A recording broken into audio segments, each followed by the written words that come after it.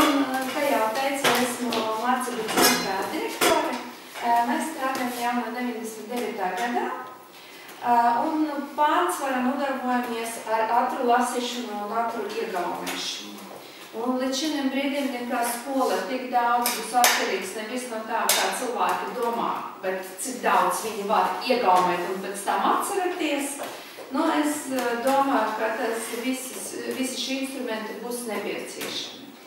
Nu, pēc izglītības man ir 2 magistra grādi un doktora grāds vadības zinātnē, tāpēc, ka man interese kā attīstīt tieši pieaugušus cilvēkus organizācijas un dot viņam spēju apmainīt ar zināšanu, tā ir knowledge management, zināšanu vadīšanu.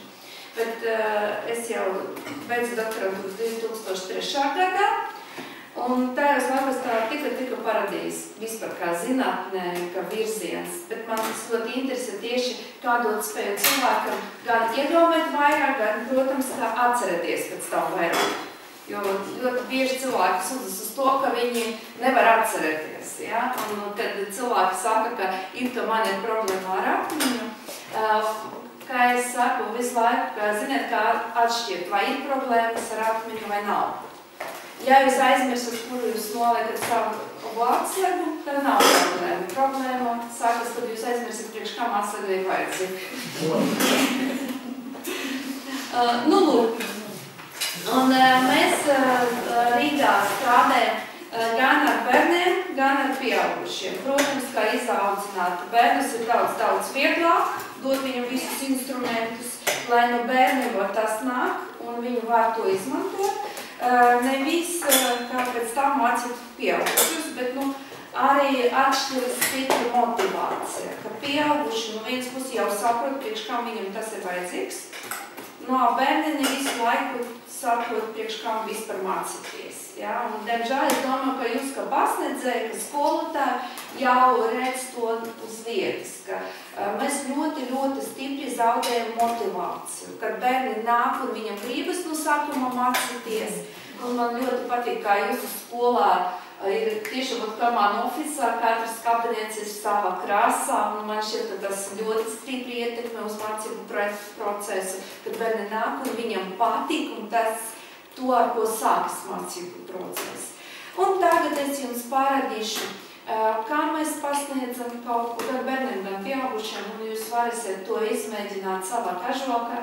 Cik jūs varēsiet? Nu, varētu būt interesanti, ja? Un ja būtu, protams, atzīmes es neliekšu. Nu, un šodien mēs runāsim gan par ātru iegaumēšanu, gan par ātru lasīšanu. Te ir vispār 2 dažādi procesi, un ļoti bieži cilvēki to sajauc. Jo ne visu laiku, kad cilvēks lasa lēni, tas nozīmē, ka viņš uztver tekstu, vai ne? Es domāju, ka jūs satinkat to ļoti labi arī skolā. Eksistē tādi dažādi mīti, no kurienes tas paradies, es nevaru jums teikt. Nu, vienkārši sakarā ar to, ka tik daudz gadus es vadu nodarbības personēti bērniem arī, es redzu, ka tas nemaz nenozīmē, ka cilvēks izlasa vai lēni vai ātri, ka viņš labi to uztver. Tas izmanto pavisam savādāku procesu, un mēs par to runāsim. Bet iegaumēšana palīdz cilvēkam atcerēties, no sākuma iegaumēt un pēc tam atcerēties, lai būtu vieglāk. Un tad no sākuma vienkārši paskatējamies, kā mēs pasniedzam bērniem un kāpēc mums kaut kas neiet. Es gribēju jums parādīt, ka mums mācību centra uz sienas nav tapetes, mums ir tikai izlaiduma fotogrāfijas. Tas ir mans mācību centrs, atrodas Rīga Čakailtē pašā centrā. Un mūsu mācību centrā ir vairāk nekā 20 dažādas grāmatas. Mēs rakstam savus mācību līdzekļus, bet tas nenozīmē, ka tas var aizvietot jau valsts mācību līdzekļi. Tas ir tikai kopā. Kad bērni saka, ka es nevaru to saprast, to, ko mēs mākam, mēs publicējam, lai būtu vieglāk. Bet visu arī par savu reci mēs nevaram publicēt noteikti. Nu, lūk, un, protams, kā mums ir izglītības ministrijas licencija, jo bez licencēšanas tagad nedrīkst strādāt. Paldies Dievam, mēs saņēmām šo licenciju jau daudz gadu atpakaļ. Un mēģinām veidot arī zinātnisko darbu mūsu mācību centra pamatā. Man šķiet, ka tas ir gan interesanti, gan svarīgi. Šeit jūs varat redzēt mūsu grāmatiņas. Un tā kā izskata sofas, to, ko es teicu, man ļoti patīk, ka jums krāsas bija tieši tas pašas šeit. Un man ļoti šķiet, tas ir svarīgi, ka cilvēkam ir patikami, kad viņš nāk. Un tad mācības sākas ar ko? Principā ar sajūtu.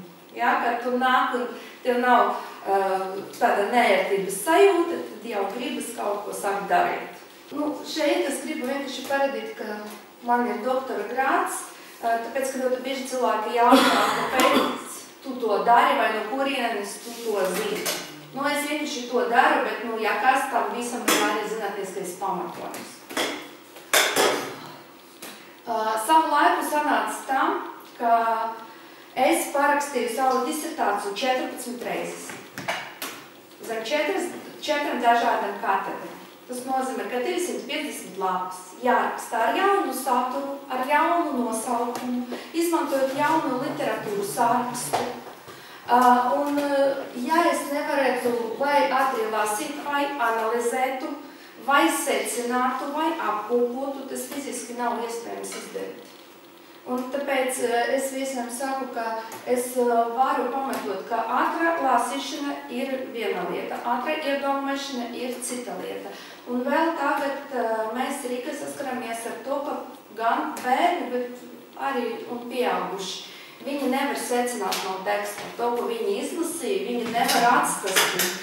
Un man ir kauns par to runāt, bet arī ļoti bieži juristi nevar secināt. Un man ir tāds jautājums, kā viņi var analizēt līgumu vai vēl kaut ko. Un tāpēc jums uz rokas ir materiāli, jūs varat paskatīties. Dzeltena lapa ir par ātru lasīšanu, tur ir aprakstīts, kas ir. Violeta ir par ātru iegaumēšanu, kas tā ir. Un oranža lapā ir par tekstu iegaumēšanu, un kā varētu secināt. Tādā gaiša oranža krāsa. Man sanāca sadalīt visus šos 3 posmus, tāpēc, ka uzreiz visu dot nav iespējams, bet mēs, protams, kā runāsim atsevišķi par katru procesu, un varētu pēc tam būtu skaidrs, gan ko jūs varat izmantot savā darbā. Es atstāšu materiālus, varbūt kaut kas noderīgs. Pirmkārt, par ko gribu pateikt. Mēs visi zinām, tagad ir ļoti populāra ideja par to, ka cilvēkam ir it kā 2 smadzenes, lappusīgie, kreizpusīgie, piedzēvējuši tādu, ja? Es gribu sakt ar to, ka principā mēs pamatojam, kā vispār smadzenes apstrādā informāciju. 2 puses, labā un kreisā. Un, protams, ka kad Spēri saņem Nobeļas prēmiju par to, ka viņš pieradināja, ka katra puse ir atbildīga par saviem procesiem, to jūs jau, protams, ka zināt, ja? It kā sieviešu loģika, vīriešu loģika, ja? Ir mākslīga puse un loģiska puse. Principā, man ļoti grūti par to secināt, kāda sakarā, jo man skola ir zelta medaļa. 20 gadu atpakaļ, tajos laikos to nopirkt nebija iespējams, tur bija jāmacas un godīgi jāmacas. Bet pirmā izglītība man ir fizikas un matematikas fakultāte, un otrā es jau nodarbos ar marketingu un reklāmu. It kā gan loģika, gan mākslīga puse, bet man šķiet, ka mēs nevaram atšķirt, kuru no pusēm mēs tagad izmantojam. Mēs to nevaram kontrolēt, ja tā godīgi. Ja man nav taisnība, protams, ka būtu labi, ja jūs varat oponēt. Un lieta ir tāda, ka atkarīgi no tā, vai tā ir loģiska informācija, vai tā ir krāsa, informācija nāk uz vienu pusi, apstrādās un ies uz otru pusi. Šeit atkal apstrādās un ies atpakaļ. Tad, principā, ja kāda no pusēm mums strādā sliktāk, tā saucamā minimāla smadzenes disfunkcija, kas notika?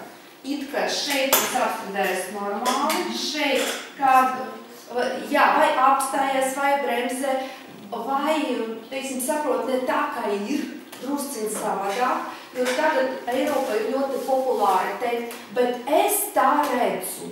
bet es tā uztvēru.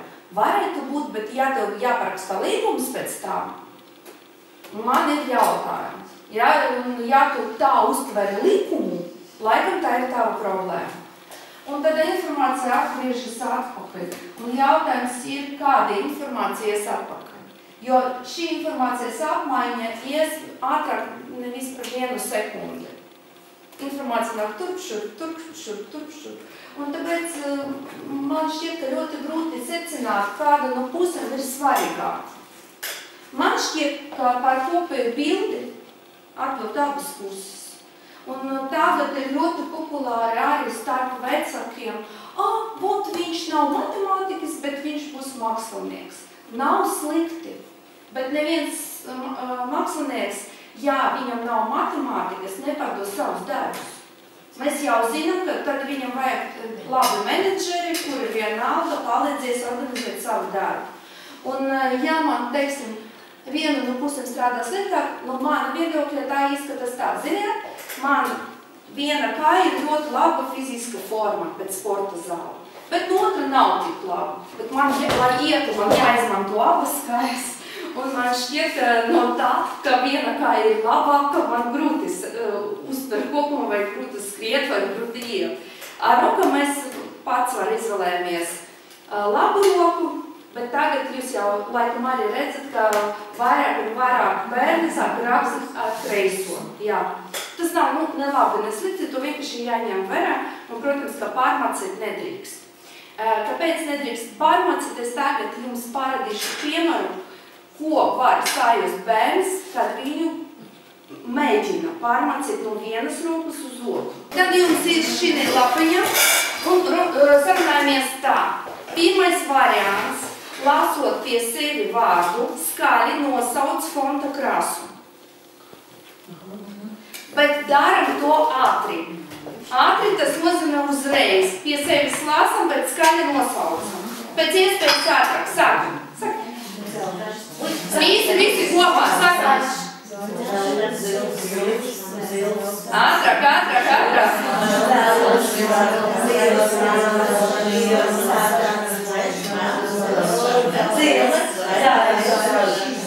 Un tad otram variantam jāizdara to pašu tikai skaļi un ātri.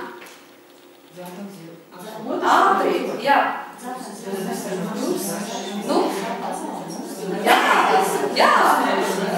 Un tie ir pasniedzēji. Jā.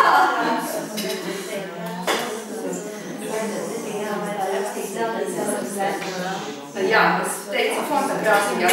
Jums nevis lasa, bet jums ir rakstīt dzeltens, tu lasi zaļš.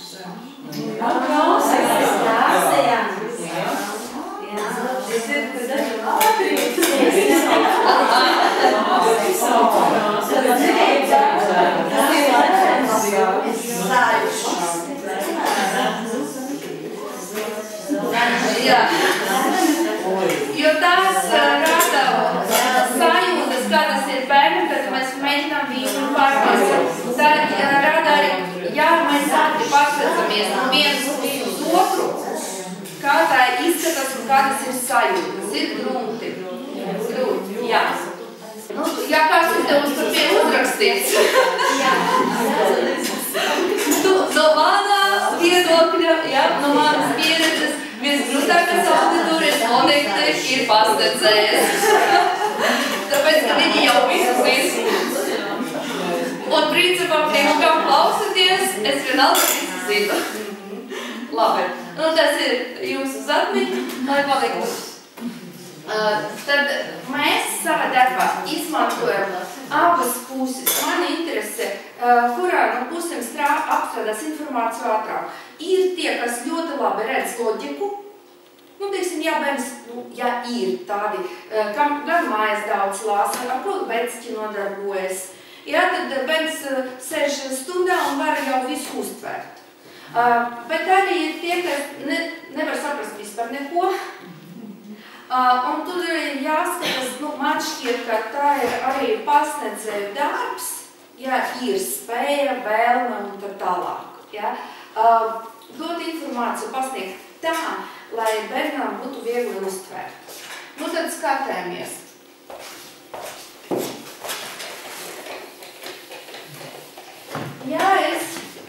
kaut ko zinu uz konkrētu tēmu.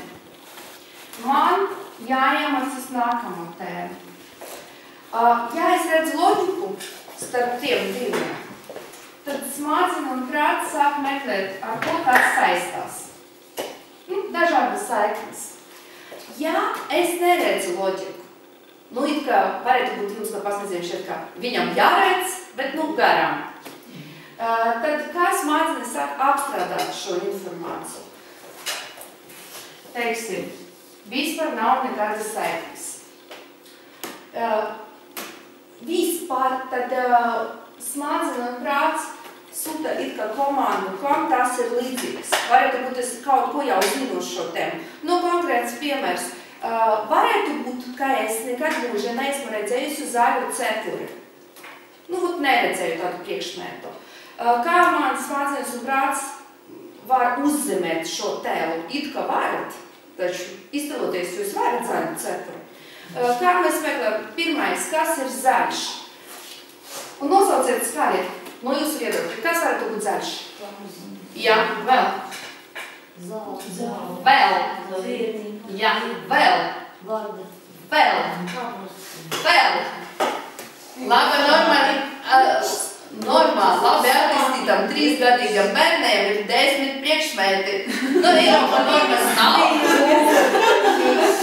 Jā, ļoti labi. Tā, zaļu atrodam. Kur mēs redzējam cepuri vai vispār, kas nāk prātā, kad es dzirdu cepuri? Jā, vēl? Jā. Varētu būt filma redzēju, bildīte, fotogrāfija, veikala, pa televizoru, tad skatoties par seniem laikiem, tur dāmas ar cepuriem staigā. Kas notika? Smadzenes un prāts saliek to kopā, un šī bildi pamatā zīmē zaļa krāsa cepuri. Ja būs tēls, es varu saprast, kas tas ir. Ja nav tēla, es nevaru to saprast. Un tur lieta ir tāda, ka, kad mēs skaidrojam, vai mēs varam bērniem paskaidrot tā, lai viņam būtu kaut kāds tēls. Ka pēc savu laiku, vismaz, kad es biju skolā, mums bija ļoti daudz bildes, tāpēc, ka ne visiem mājas lāsa. Un senos laikos, es atceros, vismaz mūsu laikos, bija tā, ka 1. klase mēs visi nākam, bija bērni, kas nelasīja vispār, bet pēc 2. ceturksnes, bet tajos laikos tā bija pie Ziemassvētkiem. Visi sāk lasīt. Un tas nozīmē, ka kaut kā tas jau bija izstrādāts, izgudrots, un tas darbojas. To, ko es gribu šeit parādīt, pirmkārt, mums jāsaprot, kā vispār smadzenē apstrādē informāciju. Ja nav tēls, nekas nebūs.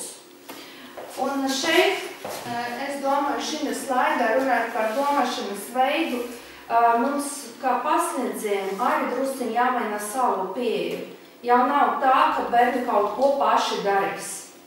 Viņi sāk to darīt, ja paši mazbērnība viņus attīsta domāt. Bet, diemžēl, tas atkal ir vienkārši tā, ko es redzu, ka ļoti bieži tagad parādīs ērti bērni. Tev televizors, netrauce, visa saruna, kā iet forši, kā skola labi, viss. Kurienes bērnu būs bagats vārdu krēps?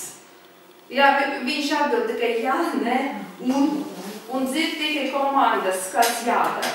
Protams, mēs nevaram izdarīt visu šo darbu šeit skolā, bet man šķiet, ka, ja mēs mēģinām ieinteresēt, bet ne vispār, ja nav interesanti, tad es neko nedaru. Jo Atkinsons, angļu valoda, viņš raksta daudz grāmatas par atmiņu. Viņš teica tā, ka spēja turēt uzmanību rada, cik attīstīts ir cilvēks. Vygockis raksta vēl sliktāk. Viņš raksta, ka spēja parādīt interesi pret to, kas nav interesants, rāda, cik attīstīts ir cilvēks. Un man šķiet, ka, ja mēs varam parādīt bērniem, ka mācīties ir interesanti, ko tu vari panākt ar mācībām. Varētu būt redzēt kaut kādu gala rezultātu, priekš kā mācīties. Tad jau bērni paši saka kaut ko darīt. Bet, protams, ka, ja viņš neredz priekš kam, tad būtu grūti. Runājot par puslodi, šeit ir interesanti arī paskatīties, ka jā, labi, puslode atbild arī par loģiku, tā paša laikā jāņem vērā, ka šī puslode ir atbildīga par vārdiem. Un ļoti bieži, ja ir logopedija, ja ir tādas problēmas, kas notiks? Būs problēmas ar mācībām. Un to jāņem vērā obligāti, un diemžēl vecāki vispār nepievērš tam uzmanību, daži nezin par to. Es biju redzējis bērnus no ļoti bagātam ģimenēm, kuri nezrunā 7 skaņas, un vecāki domā, ka skola viņus iemācīs. Bet tur jādod informāciju vecākiem, ka bērns nekad nerakstīs un nekad nelasīs pareizi, ja ir logopēdijas problēmas. Un es taisu arī seminārus logopēdiem, psiholoģiem un saku, ka laikam jādod vairāk informācijas arī vecākiem. Jo visiem vecākiem šķiet, ka viņi ir ļoti attīstīti, ka visi par bērniem zin. Ļoti bieži man jautā, kad es vadu nodarbības, man jautā, vai jums pašai ir bērni? It kā no saviem bērniem es varu secināt no citu. Tas neko, vai man pašam ir bērns? Cik tev ir bērni? 100? Katrā klasī ir pavisam dažādi bērni, dažādi līmeņi, un vecums arī ne par to nerada, vai ne?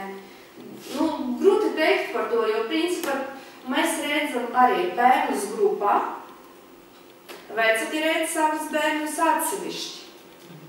Un laikam jūs arī piekrītat tam, ka uzvedībā atšķiras ļoti stipri. Un to jārada. Es jau ļoti bieži saskaros ar vecākiem un mēģināju viņam paskaidrot, ka to, ka bērns labi uzvedēs kopā ar jums, tas nenozīmē, ka viņš labi uzvedēs stundu laikā.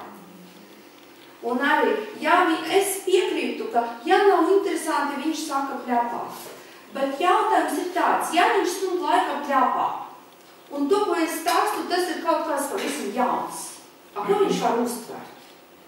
Es neesmu pretī, ja mājās viņš atvers grāmatiņu, izlasīs, bet es tam neticu. Un tad visu laiku, ka man nav interesanti, bērnam ir garlaicīgi, tur principā jādomā gan vecākiem, gan pasniedzējiem, gan pašam bērniem. Un to, kad es izdevēju savu žurnālu, mēs domājam par tādu 3 stūrīti. Bērns, vecāki, skolā. Kā visiem jāstrādā kopā. Diemžēl viss ir tā, kā ir, bet kad es saku, ka katram jādara to, ko mēs mācām.